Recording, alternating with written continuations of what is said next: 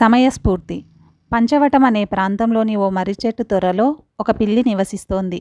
అదే చెట్టు కింద కన్నంలో ఒక ఎలుక కూడా కాపురముంటోంది. ఓ రోజు రాత్రి వేటగాడక్కడికొచ్చి ఆ చెట్టు చుట్టూ వల పన్నాడు. అది తెలియని పిల్లి తెల్లవారుజామునే మసక చీకటిలో ఆహారాన్వేషణకు బయలుదేరి ఆ వలలో చిక్కుకుంది. ఇది చూసిన ఎలుక, ఆహా ఎంతటి అదృష్టము, నా శత్రువు వలలో చిక్కుకుంది, ఈనాటితో దాని పీడ విరగడయింది అని అనుకుంటూ ఉండగా అదే సమయంలో ఒక గుడ్లగూబ హాయిగా విహరిస్తున్న ఎలుకను చూసి అక్కడికొచ్చింది. గుడ్లగూబను చూసిన ఎలుక గుండె గుబేలుమంది. ఇక నా పని అయిపోయింది అని ప్రాణభీతితో గిజగిజలాడింది. ఏం చేయగలను దేవుడా అంటూ దీనస్థితిలో మనసులోనే ఏడుస్తోంది. అందుకే కాబోలు ఒకరి కష్టాన్ని చూసి సంతోషించి చంకలు కొట్టుకోరాదు అనేది అని మనసులో బాధపడసాగింది. అయినా బుద్ధిమంతులు ప్రమాదం ఎదురైనప్పుడు ధైర్యంగా ఉంటారు కానీ అయ్యో నా ప్రాణం పోతుందని ఏడవరు అని చెప్పి తనకు తానే సర్ది చెప్పుకుని ధైర్యం తెచ్చుకుంది.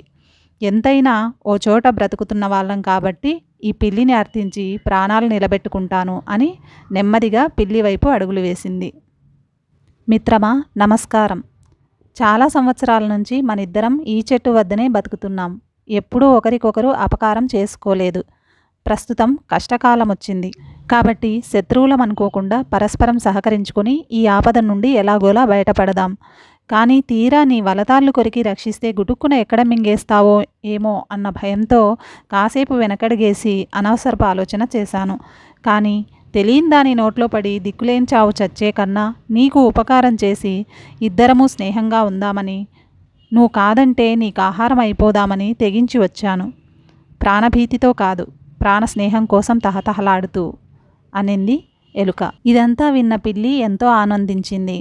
ఎలుకకు భయం లేకపోవడానికి దాని ఆలోచనలకు సంతోషించింది. ధర్మబుద్ధిని మెచ్చుకుంటూ ఇలా పలికింది. మిత్రమా, నేను కూడా జీవితం చివరి దశలో ఉన్నాను. మనం నువ్వు చెప్పినట్టే నడుచుకుందాం. నువ్వు త్యాగబుద్ధితో నన్ను రక్షించదలిచావు, నీకు కృతజ్ఞతలు. నేను కూడా చాలా రోజుల నుంచి నీతో స్నేహంగా ఉండాలనే అనుకుంటున్నాను. నీ సదాలోచన నాలోని అజ్ఞానాన్ని పటాపంచలు చేసింది. ఆ గుడ్లగూబ నిన్నేమీ చేయలేదు. నీ ప్రాణాలకు నా ప్రాణం అడ్డువేస్తాను అంది పిల్లి.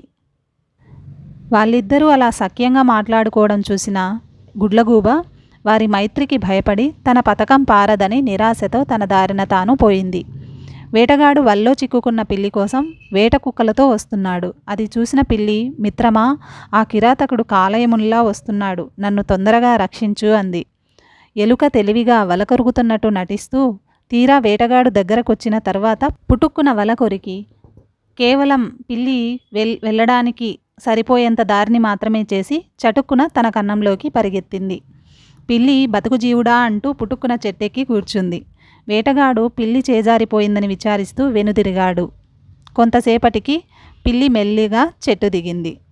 పిల్లి స్వజాతి బుద్ధితో కపటంతో ఎలుకను ఉద్దేశించి, మిత్రమా బయటికి రా, మరో ఉద్దేశం లేదు, నన్ను నమ్ము, కలిసిమెలిసి బతుకుదాం, ఆనందంగా ఉందాం అని పిలిచింది.